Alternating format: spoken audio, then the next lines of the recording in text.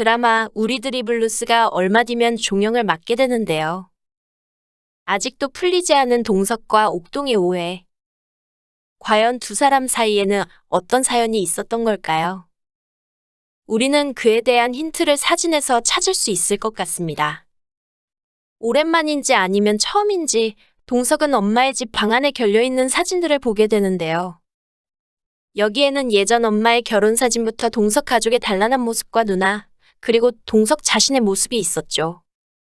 그런데 여기에 동석의 눈살을 찌푸리는 사진들도 끼어 있었습니다. 그건 바로 종우종철의 결혼식 사진이었죠. 누가 보는 것도 아닌 자신의 사적인 방에 굳이 종우종철이 사진을 붙여놓은 것을 보면 그녀는 종우종철이를 진심으로 대했던 것 같습니다. 종우종철 형제의 입장에서 보면 자신들의 엄마가 아파서 누워있는데 첩이라고 들어온 여자가 정말 싫었을 것 같네요. 그래서 일부러 동석을 더 괴롭혔겠죠. 그럴 때마다 옥동은 자신 때문에 아들이 힘들어하는 것을 보며 자책을 하게 된 것이고 아들의 상처를 고스란히 자신의 가슴으로 받았을 것 같네요. 호구지책으로 부인 있는 집에 들어와 어쩔 수 없이 첩 아닌 첩이 되었지만 종우종철이에 대한 미안함을 느끼고 있었을 겁니다. 동시에 동석에 대한 미안함도 말이죠. 이런 상황에서 동석이 괴롭힘을 당하는 모습을 보면서도 옥동은 이러지도 저러지도 못했던 것 같습니다.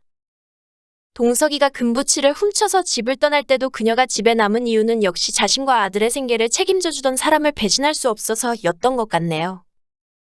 그나마 동석이 성인으로 자랄 수 있던 것은 새남편이 돌봐준 덕이었으니 말이죠.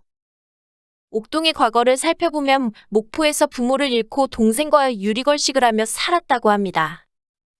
길거리를 헤매다 식당 일을 봐주면서 근근히 살아갔다고 하는데요.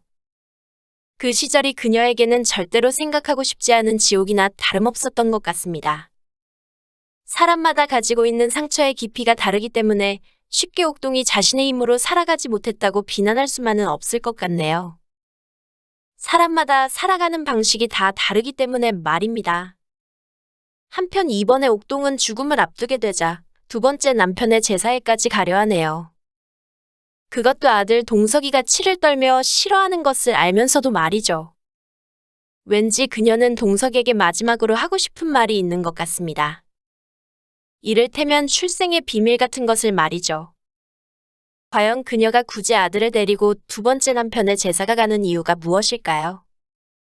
왠지 개인적인 생각으로 옥동이 죽기 전 꼭 하고 싶었던 일은 종우종철이와 동석이를 화해시켜주는 것이었던 모양입니다. 얼마 전 영옥이의 사연이 공개되기 전까지 그녀를 향한 날카로운 시선들이 이번에 옥동에게 쏟아지고 있는 것 같은데요. 이번 역시 처음에 매운맛으로 옥동을 나쁘게 만들고 다음에 오해를 푸는 비슷한 전개를 이어갈 것 같습니다. 구독과 좋아요는 사랑입니다.